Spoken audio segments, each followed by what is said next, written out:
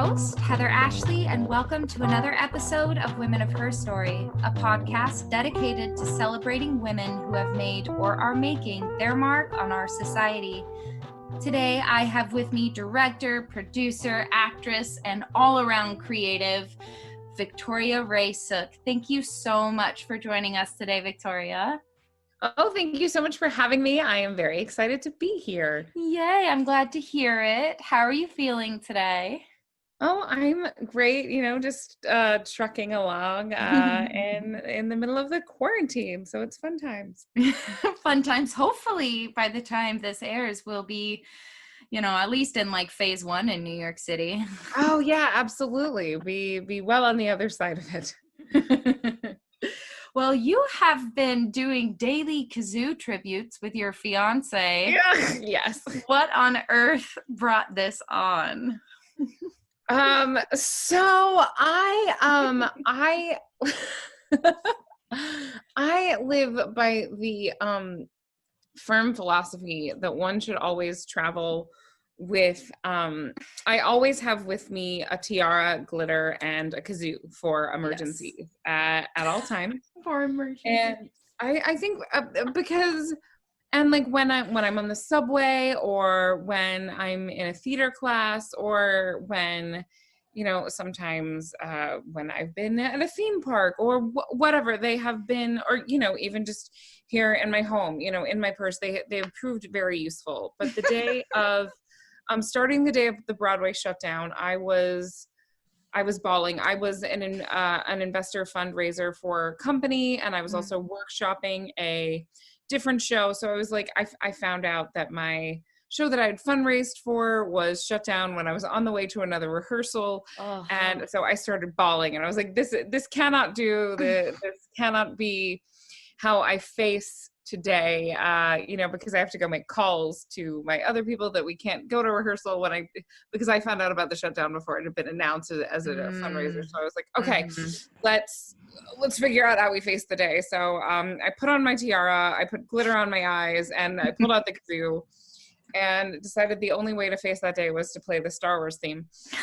Yeah, because for emergencies. And then my fiance, trying to help me cheer up, like the wonderful lad that he is, just popped out and started playing the Star Wars theme with me. And then we decided to start videotaping it and share it with the world and provide some joy and cheer. And people really enjoyed it. And and there's mascara all over my face, like with the glitter. And I just realized that it just doesn't matter how lovely the art is, like, and it doesn't have to be good. If you're just creating something for joy. And so we kept doing it, and some days they're elaborate and some days they're total rubbish, but they provide joy and cheer. So we just kept making them, and that's how that happened. It's so good. It's so funny. And it's something where, like, you can't be sad playing the kazoo, and you can't be sad listening to the kazoo. It can invoke all kinds of feelings. I don't think sadness is possible as one of them. You can hate a kazoo and still laugh at it, It's very, very true. We've started doing personal birthday videos for anyone who's had a birthday in quarantine. We've gotten requests from some strangers, like people have said, like, a friend of a friend of mine likes your videos. Can you call them and sing happy birthday? And we're like, sure, why not? So this silly little thing has really provided joy. I mean, I was a kazoo enthusiast before. Opening night of my show, my fiance got me like a it's not gold, but it's a gold colored kazoo that's engraved with my name on it. I was like, this is the best gift anyone's ever given me. That is somebody that knows you so well. So I was like, well, we're playing kazoo songs on personalized kazoo, so that's how I'm spending my quarantine. Creating gold. Yeah, creating art. I think, as long as you can make some sort of art every day, it doesn't matter if you're getting paid or not, you're an artist. So hopefully, I am making other art as well, but even if I am not working on any of that at all, as I feel like as long as you create some sort of art any day, even if you're not getting paid for it, you can still call yourself an artist. And I very much think the kazoo videos count. So yes, they do. I can still identify as an artist during the quarantine. Oh. Well, you are the artistic director and founder of Food of Love. What is Food of Love and what's it all about? Okay. Yeah, great. It is an immersive Shakespeare company that uses all sorts of sensory forms of production as a point of immersion. So really what that means is the show is happening all around you, and we use a sense of taste and smell to help tell the story. The company started in my living room in 2016 as just this really fun idea that it was like, hey, what would happen if it was food and Shakespeare, and it felt like it was just really casual, like friends getting around to read a play almost while they were drinking wine and having fun. And we toasted when the characters toasted, and we ate what the characters ate when the characters ate it. And so it started, it kind of started like that. And it was a group of 8 actors dancing literally in my living room. It was when we did Love's Labour's Lost, and when the women of France came in, they served a French wine, and when the men disguised themselves as Russians, they served a borscht. And little by little it started growing, and it did really well. And it was like pass the hat and pay the actors what you can, and then stay after and we'll open up some more wine and tell us your thoughts. And it started developing like that. And I was going to the laundromat and washing the costumes the next day, because inevitably the food got spilt on them, and then we were doing it again the next day. And we ran for about 2 weeks like that.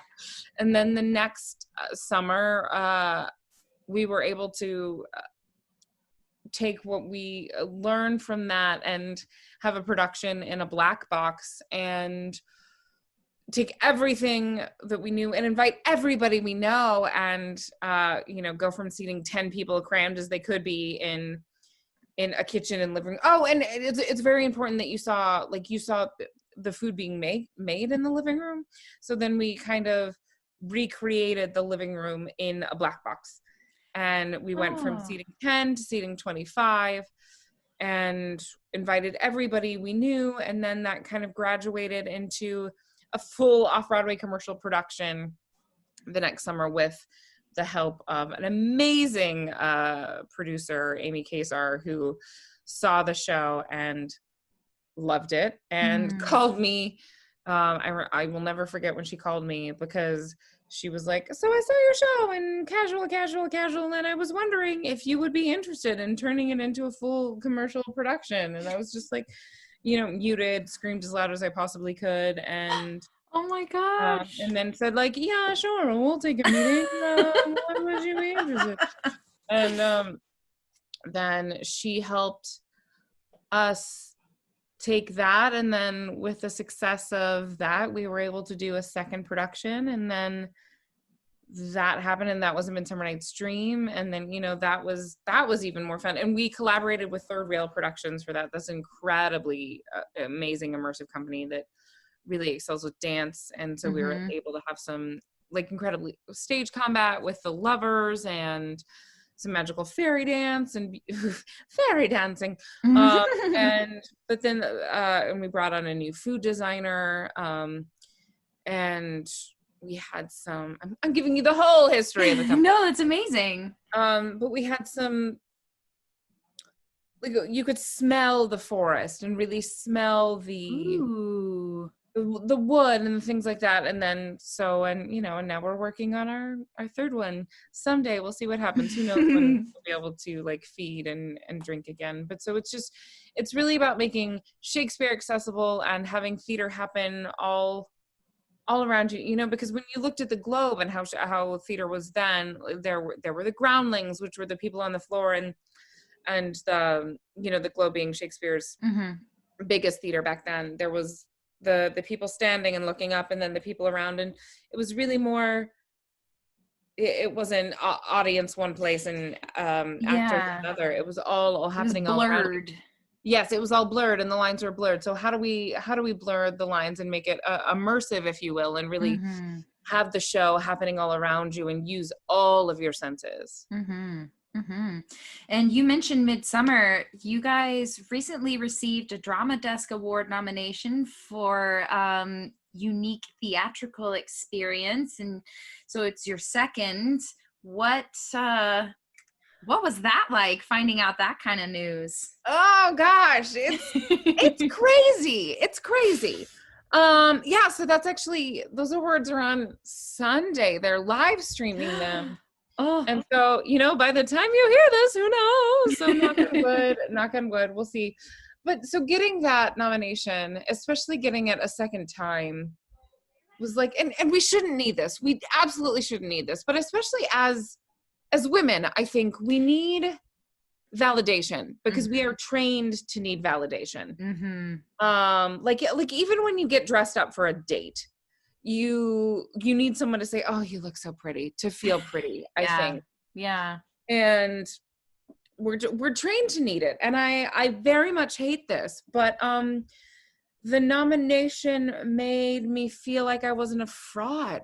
And I had worked so hard, and I created, now granted I had created, it was my brainchild, but I also, had wonderful creators and artists make these beautiful babies of a show. And Midsummer became something more special than it ever had any right to. I don't know how it just clicked together, and it became one of those shows that I know that I will never forget. And as beautiful as Love's Labor's Lost was, Midsummer, we took what we learned from Love's Labor's Lost and made it even better. And it just became this really special, wonderful show, and with magic. And, and then to have that show be already so incredible, and then to get that nomination, it just made it feel like, it's like, yeah, okay, we did it. Like, and it's just, I feel, my whole life I dreamed of being an artist and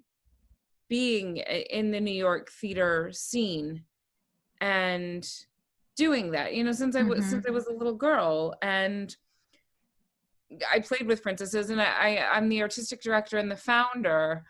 And then I was the dramaturg on that show and creating the Shakespeare world. And then I played Titania. And so I was doing all of these things that I love so much.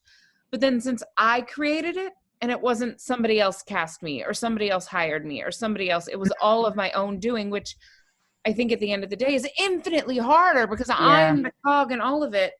But sometimes it didn't feel real.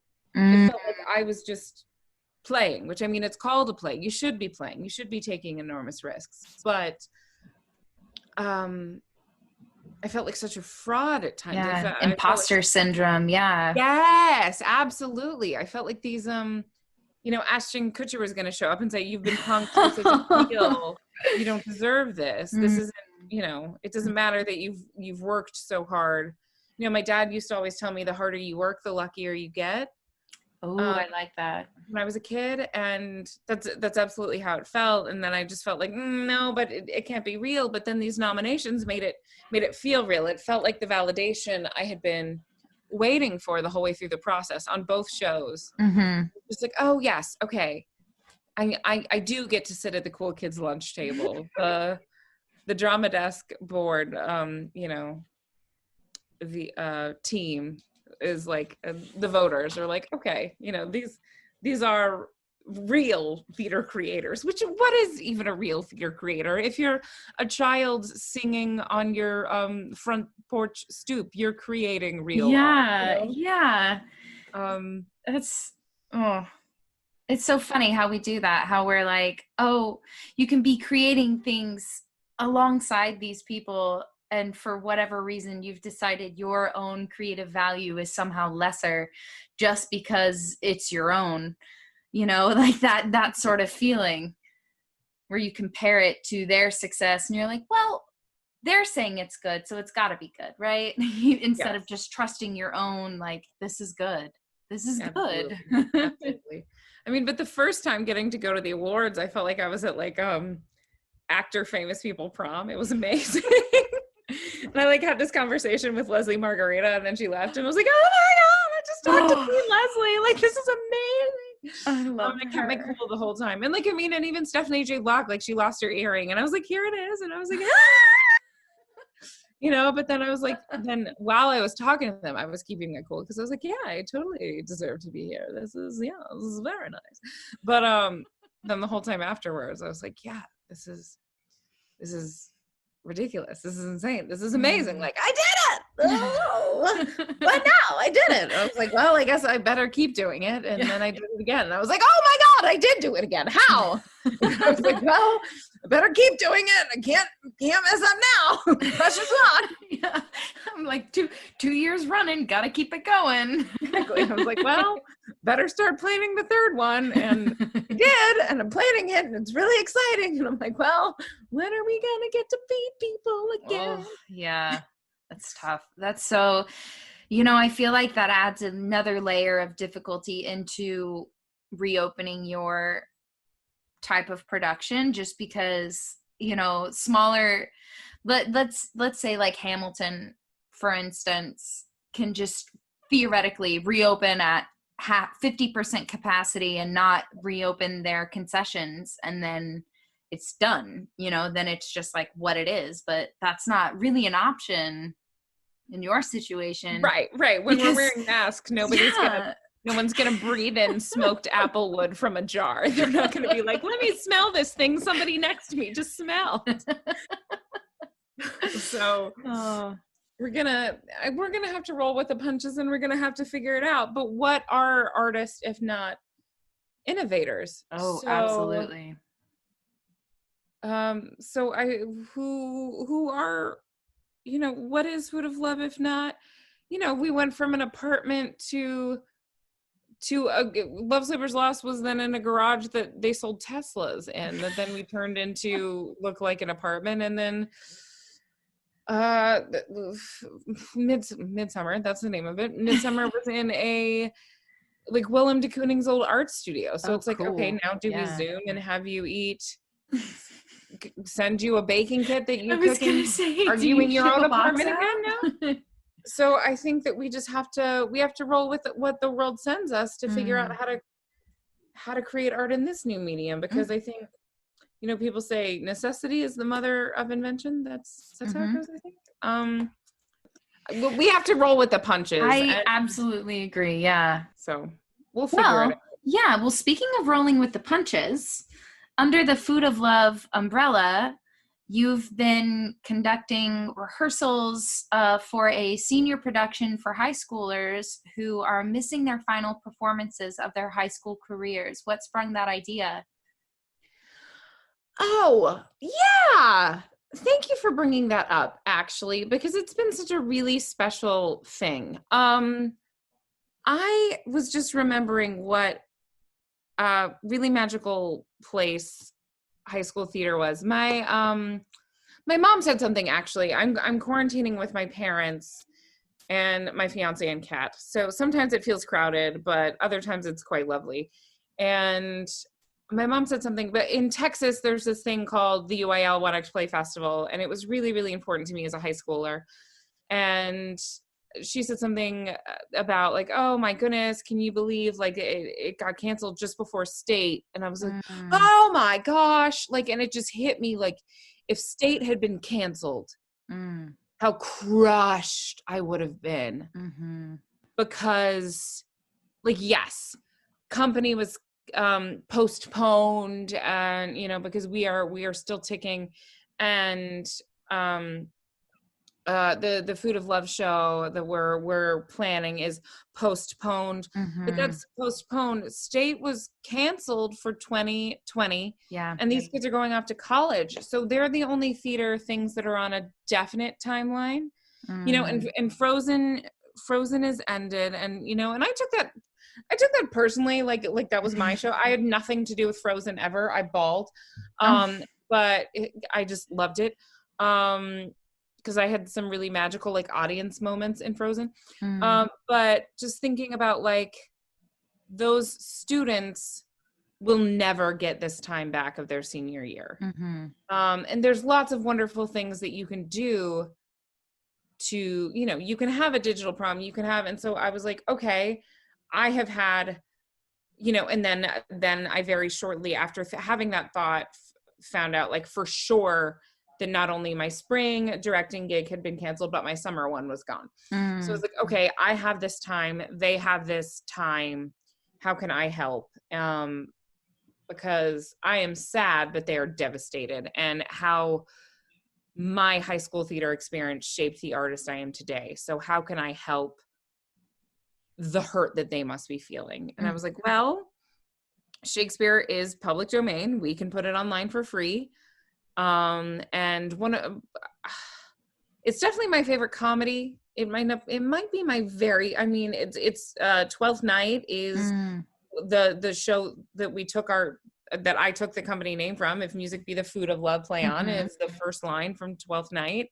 So I was like, okay, let's do a show that I love because it just has so much joy and so much fun in it. And it's also, it's people who end up finding happiness in a strange place. At the beginning of the show, they feel, Viola's ship crashes in a strange land and she feels estranged from her brother. So it's kind of where we all feel right now is where Viola starts the show feeling off. I don't know what to do. And then she dresses up like a man to try to feel fit in. So she spends most of the play feeling out of body and feeling how we all might feel right now. And so I just thought it was really timely. And so I was like, let's do it. Like, I feel like most of the decisions you have to make in art are just like, okay, should we do it? Let's try. And you might fail spectacularly, but you just try. And so I made a video and I put an announcement on Twitter, and we had high schoolers from all over the country. And I said I wouldn't turn anyone down, but they had to audition so I could figure out where to place them. And so we have high schoolers from all over the country auditioned. And so I'm dealing with 4 time zones and AP schedules and AP exam schedules and their class schedules. So the rehearsal schedule looks like Tetris, but it's amazing. And they're all so excited. And so we have, because it's food of love and we deal with the food puns and things. So it's 12th Night home delivery. And we're delivering 12th Night to your door on June 6th. And it's this lovely little food of love performance. And if you think of the costumes and props and things like that, it's almost like it's really children playing in a sandbox. Oh, it's really fun. Sounds like fun.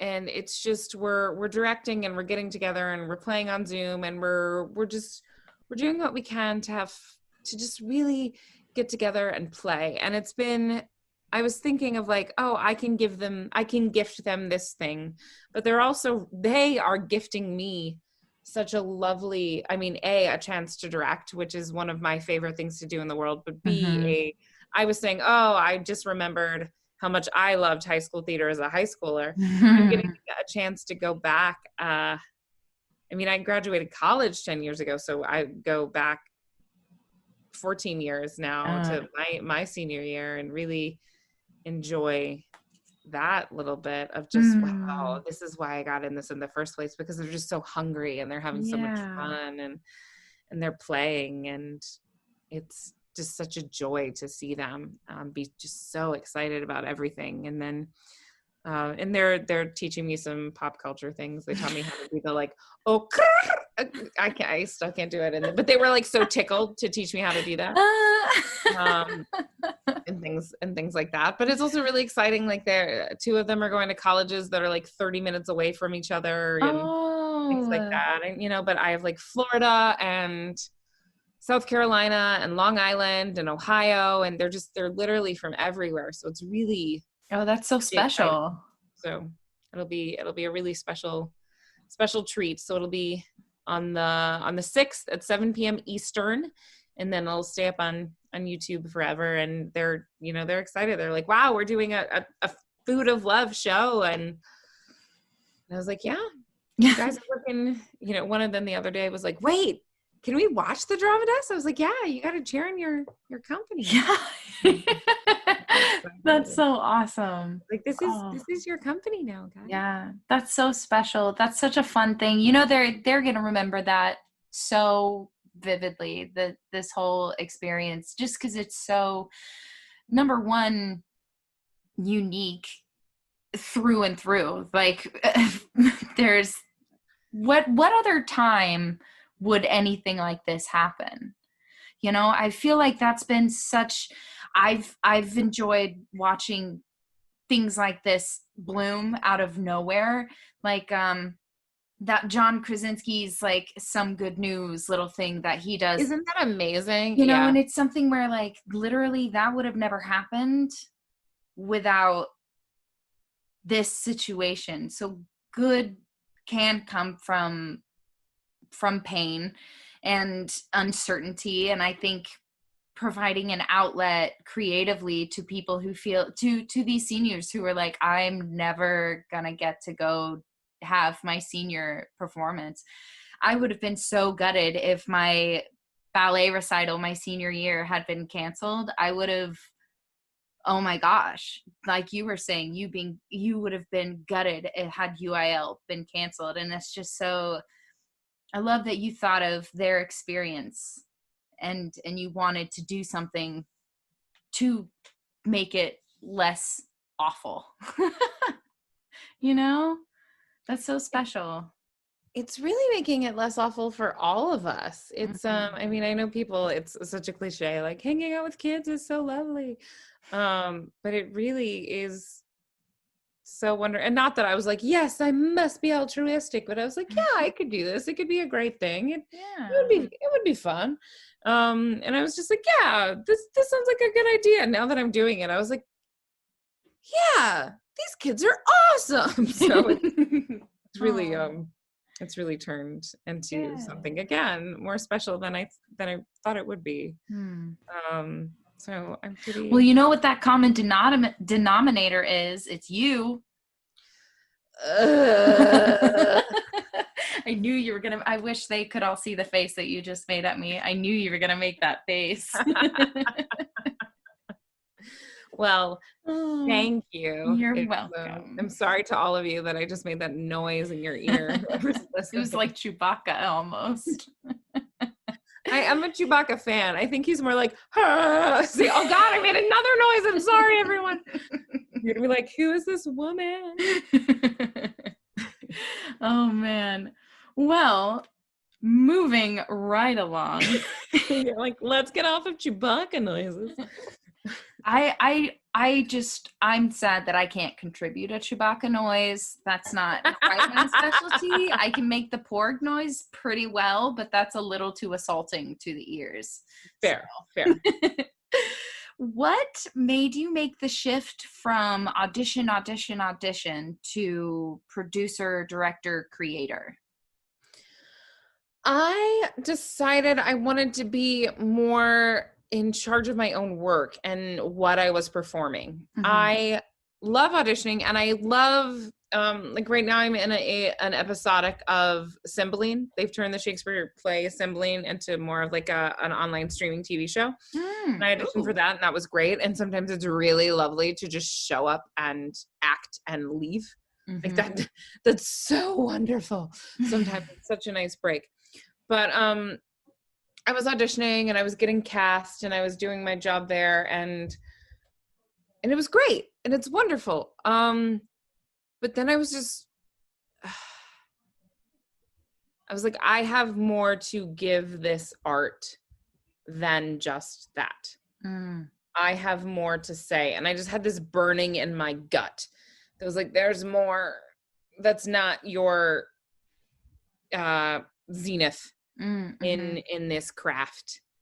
And it is some people's zenith. And when that is their like, that is my then like that is your and that is amazing. And I am not saying that is like a wrong top. Like that's incredible. And I think everybody has their own artistic path, and that's great. And like I think that there are some jobs that I will never get because I just decided to start creating my own work. And like there were maybe 3 years that I was 2 years that I was never like that I stopped auditioning for Broadway. And there are some roles that I look back and I'm like, yeah, I maybe could have booked that.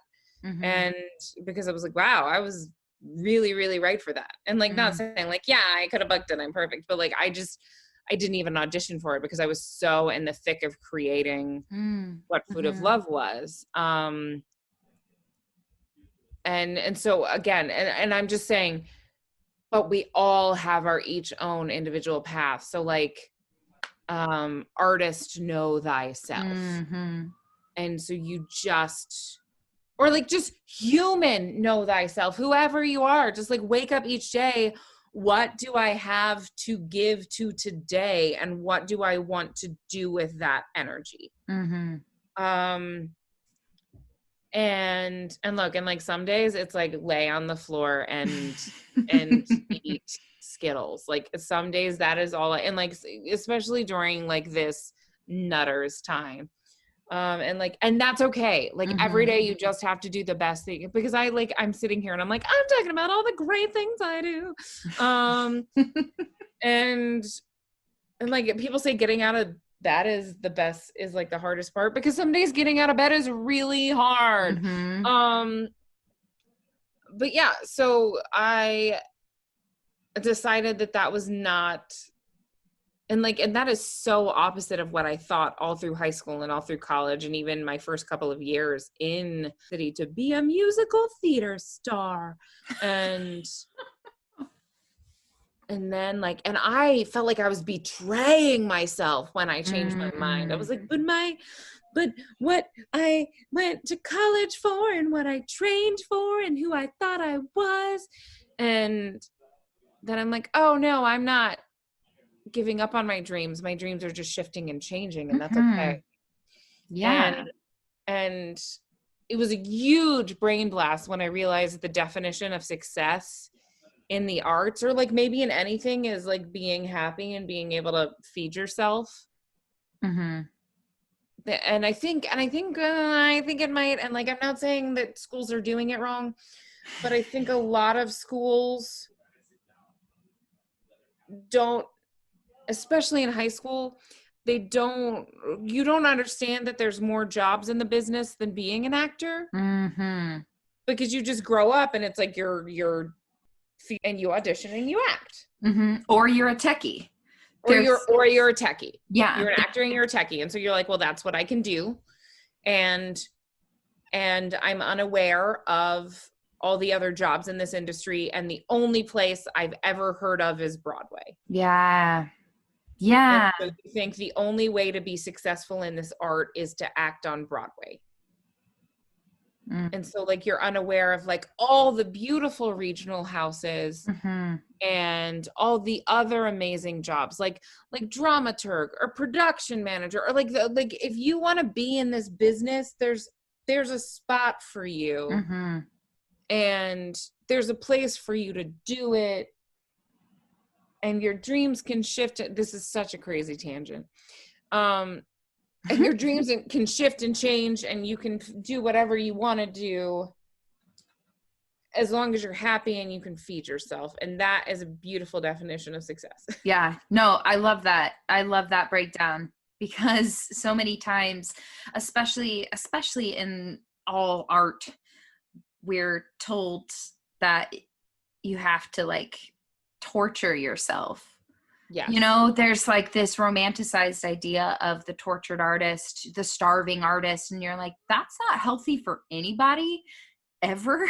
Like there's no other profession that glorifies being a starving artist, being a starving anything. You don't hear anybody saying like, I'm a starving business owner.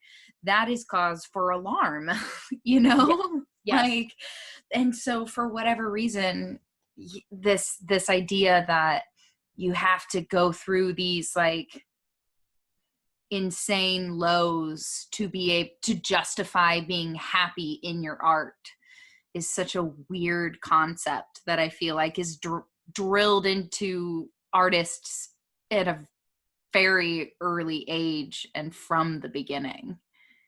That you have to go through these insane lows, but that also there's only one definition of success. Exactly.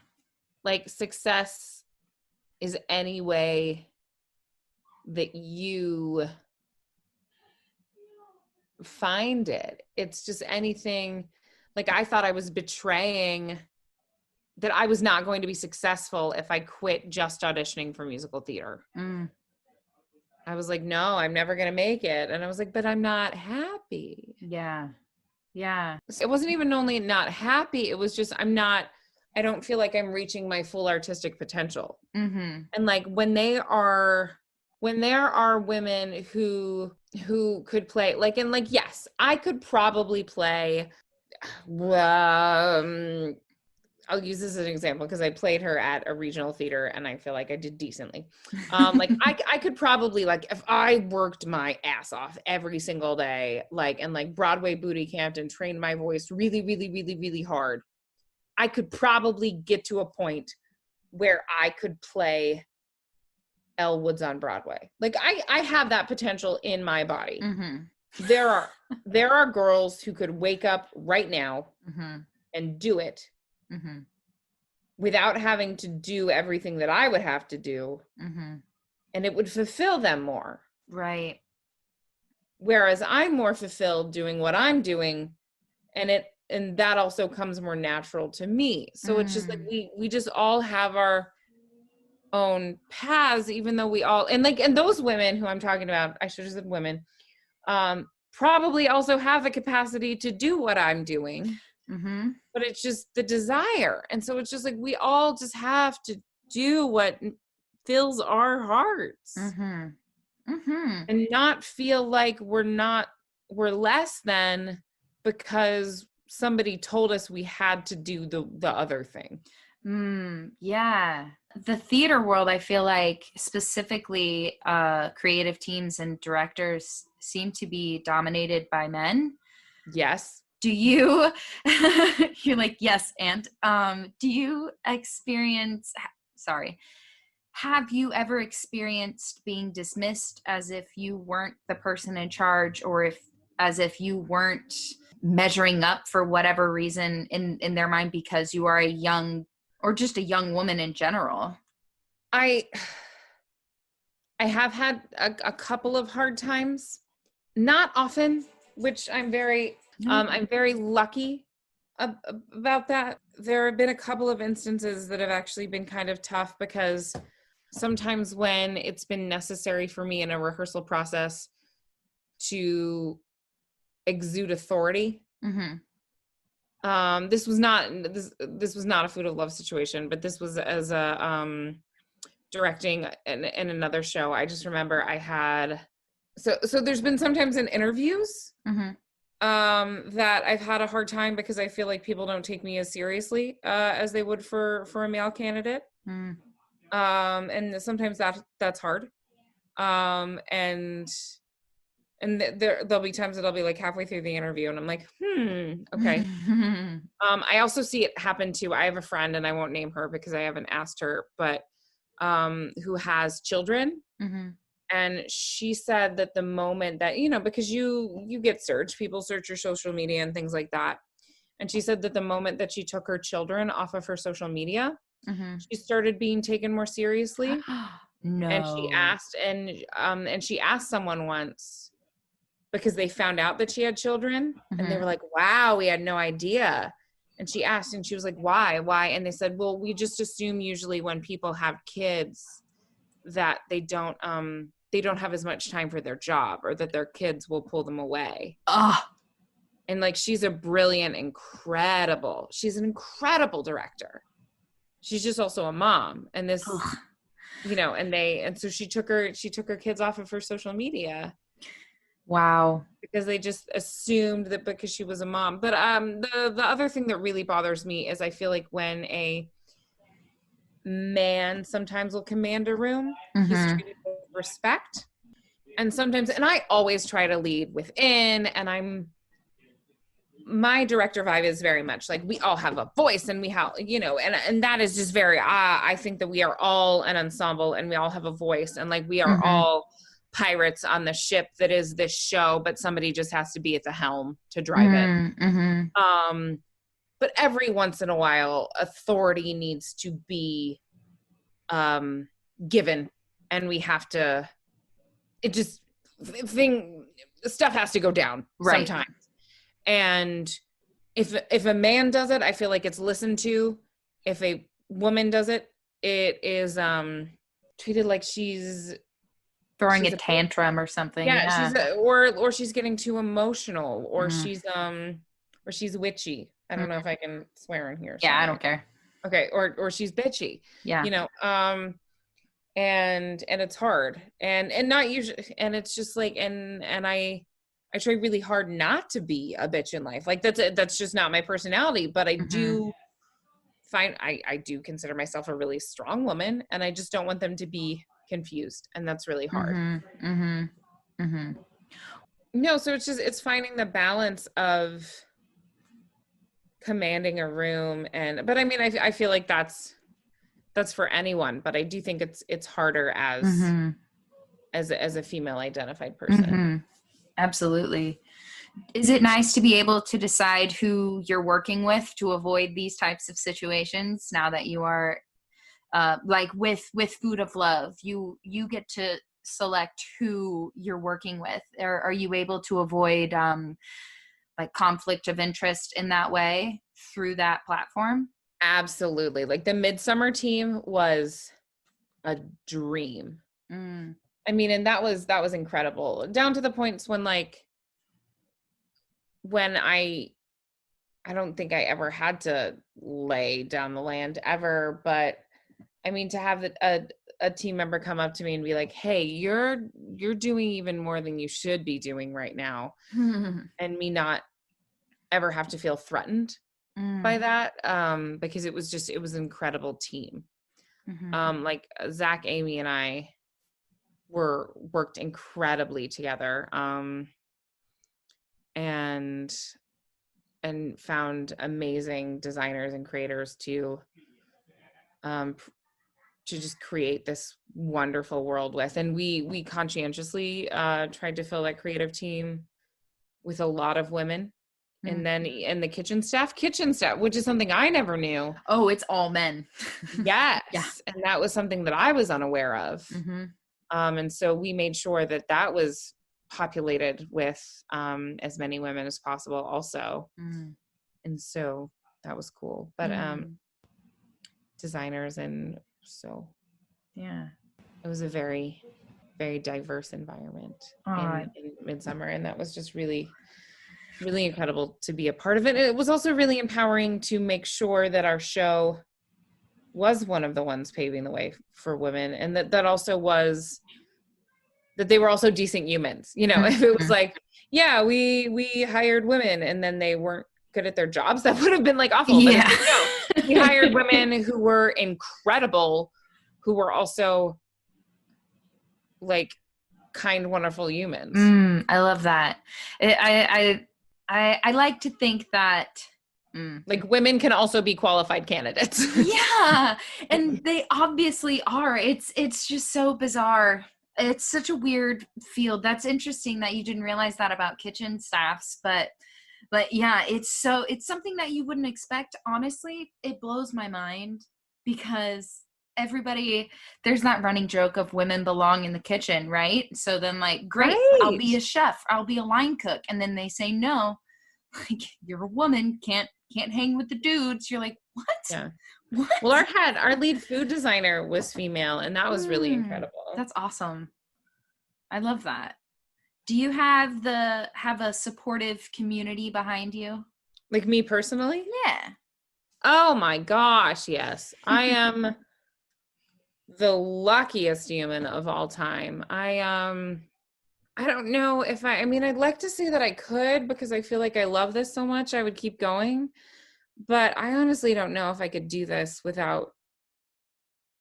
Yeah, I really don't think I could do this without the support of probably just at least not as well, without the support of all of the people I have in my life. Like my family is incredible. It was the support of my parents when I was a child. And then when I got older, the support of my brother and sister, because they are my best friends. And then when I moved to New York, it was the support of my best friend, Ricky, who is like everything. And now it is like Ricky and when I met him, when he came into my life, from like the moment he came into my life, my fiance, like the day of our opening, one of our dish racks broke, and I like called him, and he's like trying to secretly run around getting me flowers, I'm sure, and like dress up, and I called him. Oh my God. And my other friend Corey had flown in from Orlando to see the show. And so they're like sneaking around, like setting up the apartment, getting champagne for after the show. And I called them and I was like, so this dish rack broke and the closest one is in Soho and it can't get here on delivery on time. So I need you guys to take a taxi to Soho and like then bring this dish back and build it. And they're like, slow down. What? And I was like, and it wasn't even like, can you do this? It was just like, I need you to do this, because I just knew that they would. Yeah. And it was just, and we had staff, but they're like line cook and prepping in the kitchen. Mm-hmm. And so like, here's my friend, because it's opening night, in formals and in a tux, building a dish rack 40 minutes before curtain. Oh my gosh. And because I couldn't do it because I'm in costume. And you are the best people I know in the world. Oh, and I'm sure someone else would have done it, but like they were the first people I thought of to call. And then they got it done and they just did it. Mm-hmm.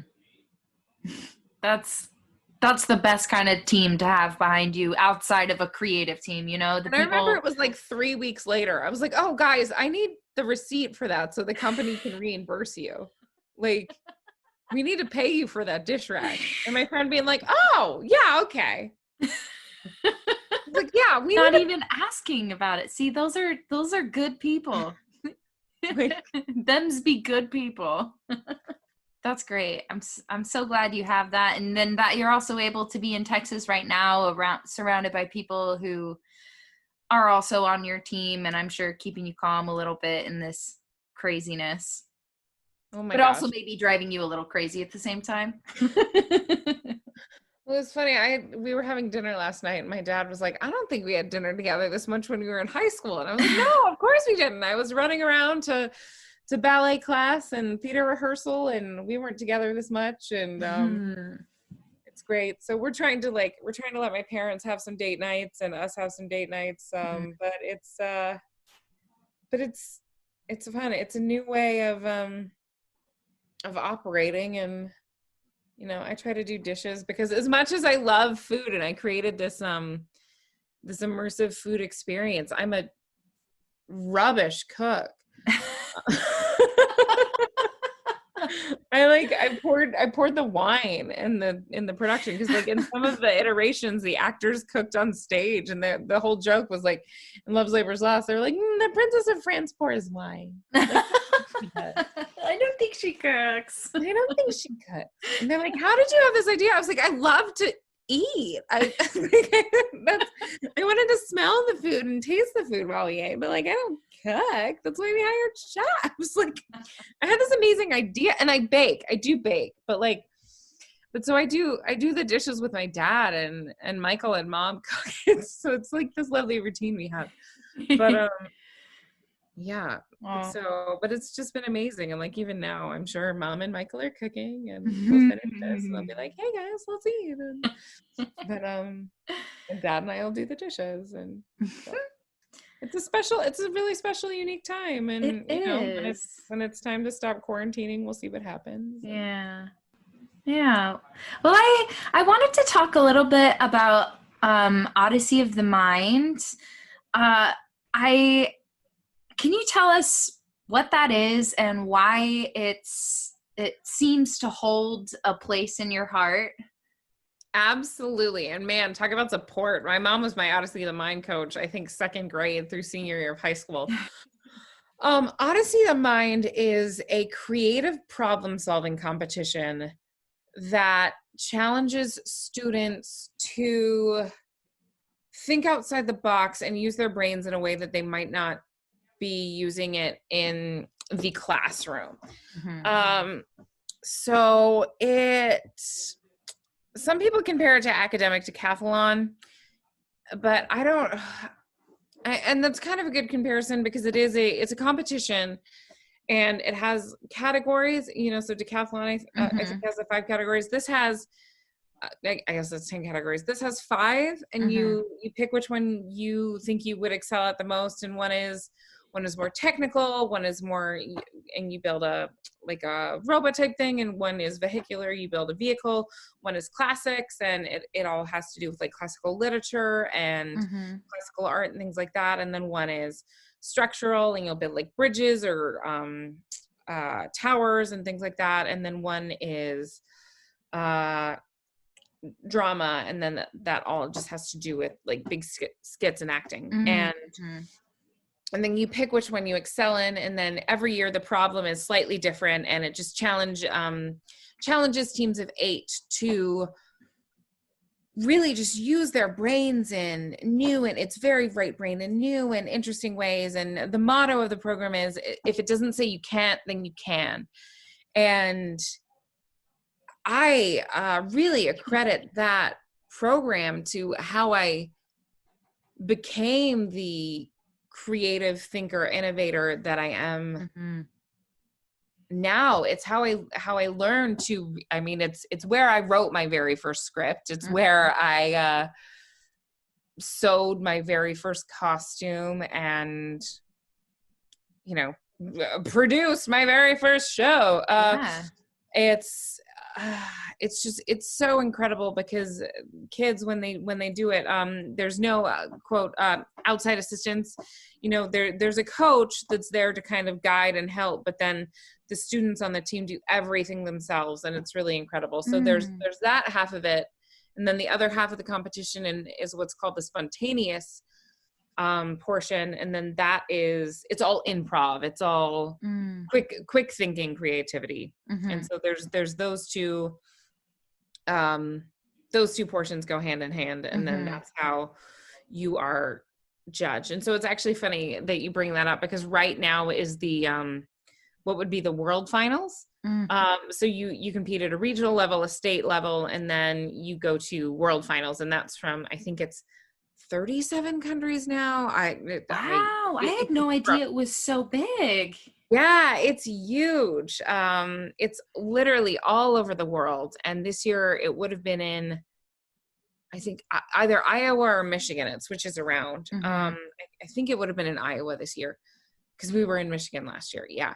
And it would have been, but obviously we had to cancel, well, not cancel, but just rework how we were using World Finals this year. And so kids were allowed to submit their solutions online, and then they did an online spontaneous problem, and they typed in their answers for the spontaneous, and then they submitted their solutions to one of the 5 categories. And so it's been this really interesting thing to figure out how even the creative thinkers made a creative solution to how we could still compete online. Do you think part of, you said it, you credit this large portion of your creative thinking to this program. Do you, I was drawn to what you said, where they say, if it doesn't say you can't, then you can. Do you think that's a little bit how you came up with Food of Love, where you were just like, why can't we? We could totally do this. Absolutely. And I think that's why, even with these high schoolers doing this show, and I'm like, yeah, let's try it. If we fail, we fail spectacularly. Yeah. I love that. Because I think I was really, really lucky having my mom as a coach, because it was like, yeah, if you mess it up, we mess it up, and then we try something. And that's the whole program. And I think most coaches would promote this. I'm just, partial to my mom, but I think it teaches you how to fail spectacularly. And who was I to cram people again? Now it feels so cringy, but to cram 10 to 15 people into my tiny New York apartment living room to be like, we're going to put on a show, and we're basically dancing, and this sounds dirty, but we're basically dancing in people's laps, being like, we're serving you wine in this beautiful way, and we're going to speak Shakespeare to you while we do it, because people could have hated it. Yeah. But they were like, this makes Shakespeare exciting. Yeah. And this is this Makes is it fun. more reachable. Yeah, and they liked it, and it and again, because I think I learned in Odyssey, when you fail, you learn. Mm-hmm. When you succeed, you succeed, and that's great. And gosh, there were definitely times in the show when we failed, especially in the early one. And that's how that's why we ask people to stay every night and say, like, what about that was terrible? Like, we know what was really bad. But like, what about that also did you hate? Yeah. Yeah. I admire that train of thought, just because it's so hard to receive criticism in something that is your brainchild. It's so hard to not take it personally, and no constructive criticism is ever intentionally hurtful, but it could also suck when you really love a certain part in let's say like a certain way you had decided you wanted people to serve the wine, and everyone is just like, no, that super didn't work, and you're just like, but I liked it. Like, Absolutely. Like when your darlings get cut and you're like, yeah. Well, before we get to our last two questions, do you have anything else that you would like to add, where we can keep up with you, your company, future projects? Yes, absolutely. Future projects and me are just so on the fritz right now. Hopefully by the time this airs, there will be things to say. But right now it's so crazy. But if you just follow, I'm just okay at Instagram. I'm great at Twitter, but the handles for me and the company are the same on both. So it's just at Food of Love NYC. For the company, and then just at Victoria Rae Sook. Sook is like book, but with an S, SOOK, and Rae is just RAE. So you can just follow me and all the things about that there. And yeah, I think that's pretty much me. I think the one thing I would just want to make sure to have said, and I know we're going to talk a little bit more, but it's just that there are good days and bad days, but come every day to the table knowing what you have, and know yourself as an artist. I feel like we touched on this a bit when you were asking how did I know when it was time to change like paths, but I don't think I did. It was, again, I was just like, well, let's try this, and if it works, it works. It doesn't, and I still audition, and sometimes I do that, and sometimes I do this, and I think I just have to know what the right fit for me is. And I think, whether you're a mathematician or you make peanut butter jelly sandwiches, or you decide now is the time to have a baby, you have to know what the right time is for you. Absolutely. I ask the same last two questions to everyone that comes through the podcast. The first is, what is your second favorite color? My second favorite color. Yellow. Yellow. Why yellow? Because you can't look at it and not be happy. So you mean like sunshine bright yellow? Yeah. That Absolutely. stuff? Yeah. Yeah. And lastly, what, in your opinion, is the best part of being a woman? Oh, that's so good. Because we have the ability to have strength and empathy at the same time. And we can carry it with grace. I feel like, I feel like sometimes when other sexes see us, or sometimes even when we judge each other, which is really shitty. We shouldn't do that. But people confuse our tears as weakness. And I think tears are, you have to be strong enough to not be afraid to cry.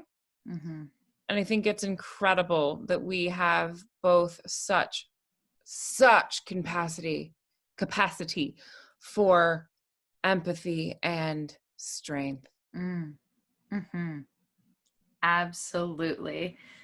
Thank you so much for joining us today, Victoria. Your passion just like comes right through the whole time. You can just tell how much love and passion you have for life and for theater and for people in general and for Star Wars, you know. you made a good handful of references. And it's just I love how adaptable and compassionate you are. It comes through. Well, thank you so much for having me. I absolutely loved being here. I think what you're doing is so incredible. And, all that said, may the force be with you. Yes. And thank you, listeners, for tuning in again. Before you go, make sure you rate, subscribe, review, all that good stuff so that more and more people can be inspired by the amazing women that we get to talk to every week. You can follow us on Instagram at Women of Her Story Podcast, and you can also send us an email at womenofherstorypodcast@gmail.com. Until next week, be safe, stay healthy, and show the world what you're made of.